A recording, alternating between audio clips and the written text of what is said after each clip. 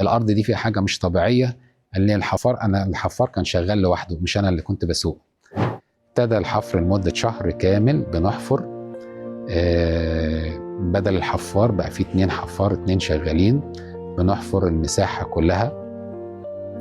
3000 متر مربع بيتحفروا على عمق 4 متر ونص. دي كانت حاجة جميلة جدا يعني، ووقت قياسي، لدرجة ان كانوا اللي بيشتغلوا في الحفارات، اصل اللي هم العمال اللي بيشتغلوا على الحفارات اللي بيسوقوا الحفار يعني، كان غير مسيحي وما يعرفش ان دي ارض كنيسة. ما حدش كان عارف في الوقت ان دي ارض الكنيسة. فالراجل اقسم بالقسم بتاعه يعني ان الارض دي فيها حاجة مش طبيعية. قال لي الحفار كان شغال لوحده، مش انا اللي كنت بسوق. فدي شهادة من فم هذا الرجل يعني في الوقت ده.